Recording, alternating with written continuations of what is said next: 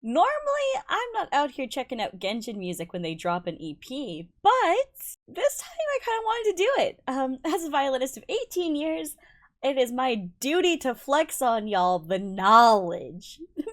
But for real though, I decided I want to start doing these more often, and what better way to get started than now? So let's do it. Before we get started though, hear me out. You know what I'm gonna ask out of you. It's the YouTuber classic, okay? Hit the subscribe button. Hear me out, okay? We're just a little baby channel, growing, rising from the depths. Help be a part of this journey. Hit the subscribe button. And also leave a like and comment to help me out. Let's get into it. Gentle rain. Oh, wow. I love these EPs because they're already stuff that's inside of the game. So it's like revisiting them, but like without having distractions of gameplay where you're just feeling the flow of it. It's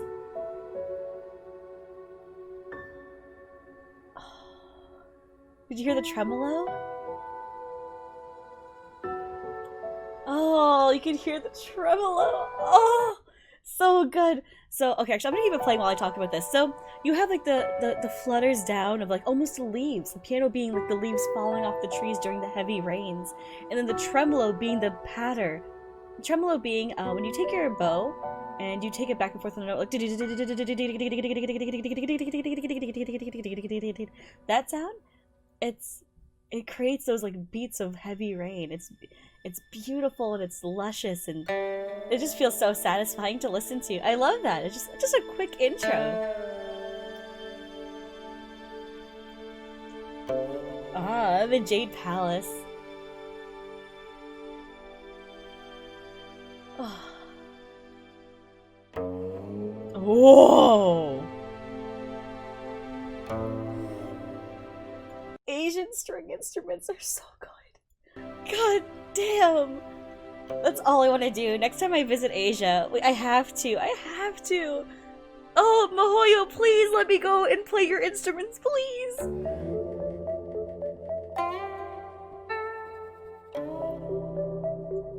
That's a very interesting choice there. Okay, sorry. I just want to explain this because I know if I let it play through, I'm not gonna be able to talk about it.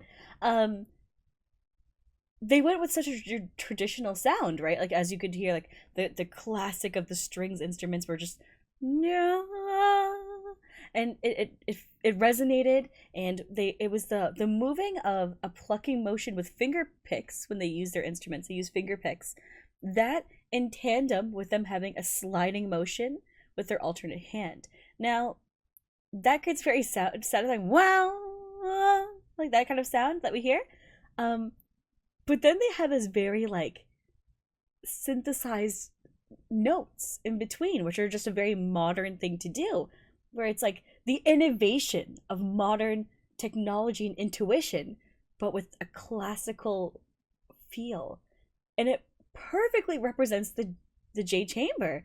I never thought of that before. It's just that's such an incredible take to have that's shown within the music itself.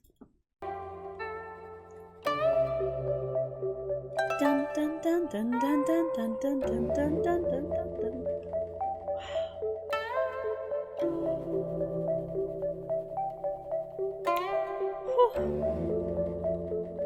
Oh, that's so wild.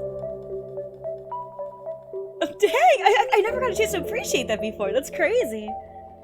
Also, Gani being adorable right there. Love to see it. Love to see it. We have to mention the Coco Go.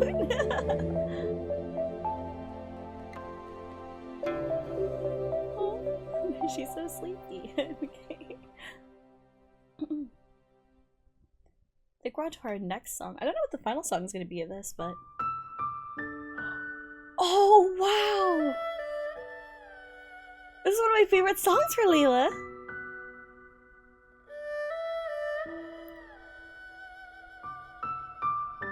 Oh.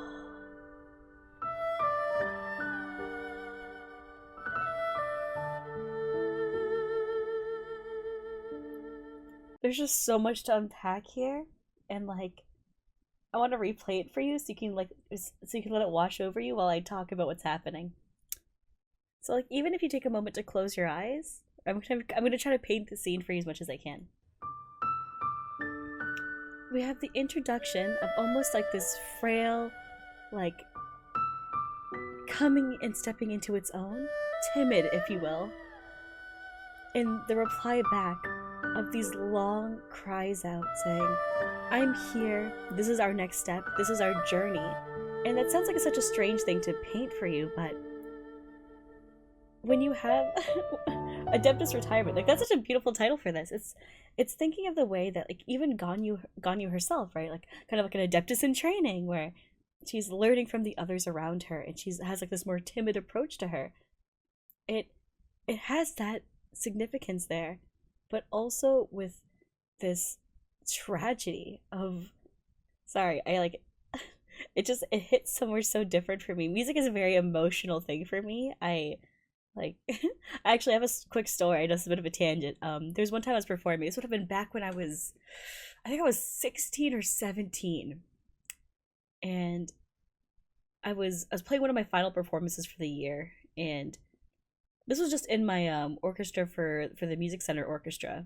And there was this one part near the end where it was a sectional of me and 3 other people playing this one part at the very end of a song. I remember closing my eyes during it, and normally you would never close your eyes. It's not a thing you're supposed to do. I was very untrained more or else. I mean, I was trained, but like I feel too much when I play music sometimes, and I would close my eyes, and I could feel tears coming down just running down my face while I was playing because it felt the way that it hits my soul is just so unique, and it actually carried out throughout my life where when I started playing a lot of pieces, I cry very easily. Like that's just kind of a trait that I have, and I don't really mind saying that. I mean, music being a universal language also applied to another part of my life. For another little fun anecdote, there was this girl I liked in high school.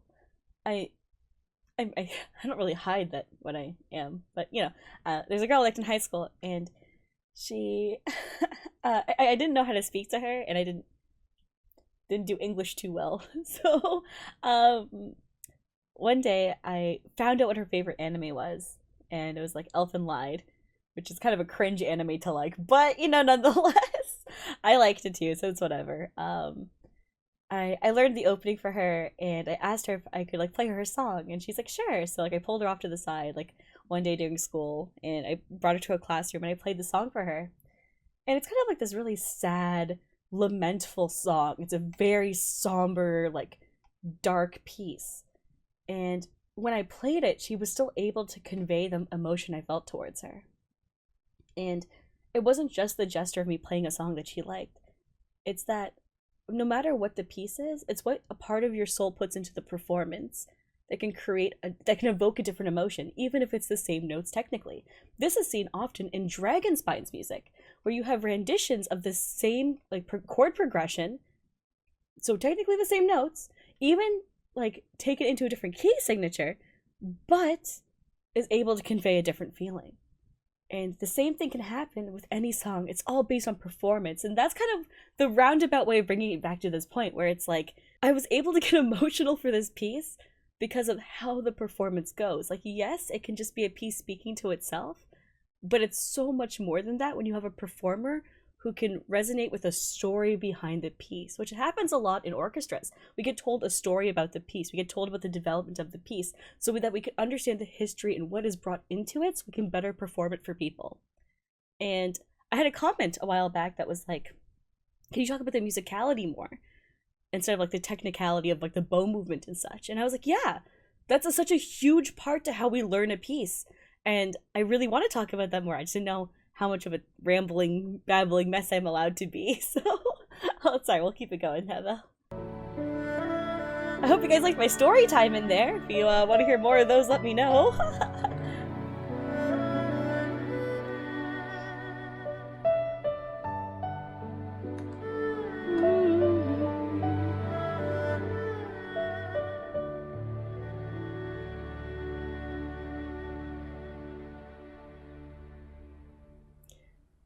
Oh, and you could feel the way they lift their bow off after.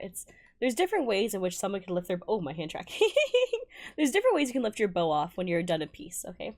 There's assertion, which is a quick dip into a lift that creates a dung that we normally hear resonating after a strong, bountiful piece where there's chutzpah almost. You know, it's like a woo at the end. There's ones where we have a la, and it leaves very softly, as if a whisper into the wind. That's when we leave gently near the tip of our bows, letting it caress into the night. And then we have ones that are performed in a thing that I like to call like a perfect acoustic. An acoustic is where the room itself is able to have like a resonating sound that allows for every instrument to fall into place together without having to worry about too much of the post mixing. And moments like this is where you can really feel that. There is audio engineering behind this which would help balance things out, but there's also this addition where you could hear the resonance of the room itself. Like you can just hear it again at the end. Like,